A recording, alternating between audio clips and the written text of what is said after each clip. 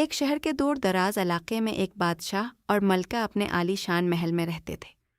ان کے پاس دولت، عزت اور ہر آسائش موجود تھی، لیکن ان کی زندگی میں ایک بہت بڑی کمی تھی کہ ان کی کوئی اولاد نہیں تھی۔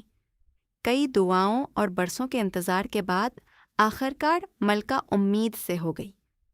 یہ خبر سن کر بادشاہ اور ملکہ بہت خوش ہوئے۔ اپنی خوشی کے عالم میں ایک دن دونوں جنگل کی سیر کے لیے نکل گئے۔ گھومتے گھومتے اچانک ملکہ کو بھوک محسوس ہوئی۔ انہوں نے ادھر ادھر دیکھا مگر کھانے کے لیے کچھ بھی نظر نہ آیا۔ تبھی سامنے انہیں ایک خوبصورت چاکلیٹ کا گھر دکھائی دیا۔ ملکہ حیران رہ گئی اور خوشی سے اس گھر کے قریب گئی۔ اس نے وہاں سے چاکلیٹ کا ایک ٹکڑا اٹھایا اور کھا لیا۔ جیسے ہی اس نے چاکلیٹ کھائی، اچانک وہاں ایک خوفناک چڑیل نمودار ہو گئی۔ وہ چاکلیٹ کا گھر اسی چڑیل کا تھا۔ تم نے میرا چاکلیٹ کیوں کھایا؟ بادشاہ اور ملکہ گھبرا گئے۔ چڑیل بولی، یا تو تم اپنی ہونے والی اولاد مجھے دے دو یا پھر اس کا نام لارادہ چاکلیٹ رکھو۔ ملکہ فوراً بولی، نہیں، ہم اپنی اولاد تمہیں نہیں دے سکتے۔ بہت دعاؤں کے بعد ہمیں یہ خوشی ملی ہے۔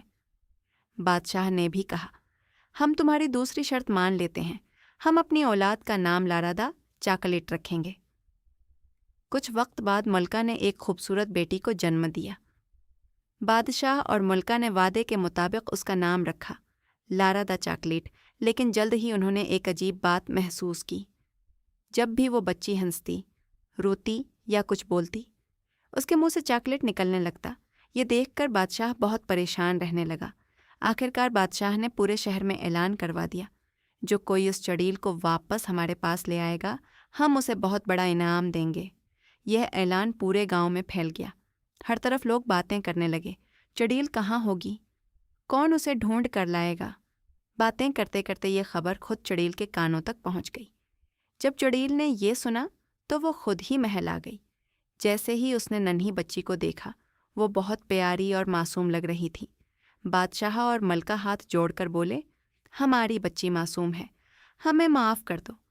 چڑیل کے دل میں رحم آ گیا اور وہ بولی، اگر تم چاہتے ہو کہ یہ ٹھیک ہو جائے تو اس کے نام سے چاکلیٹ ہٹا دو اور آج کے بعد اسے صرف لارا کہنا شروع کر دو۔ بادشاہ اور ملکہ نے فوراً ایسا ہی کیا، اور جیسے ہی انہوں نے اسے صرف لارا کہنا شروع کیا، بچی بالکل ٹھیک ہو گئی۔ اس دن کے بعد سب خوشی خوشی رہنے لگے۔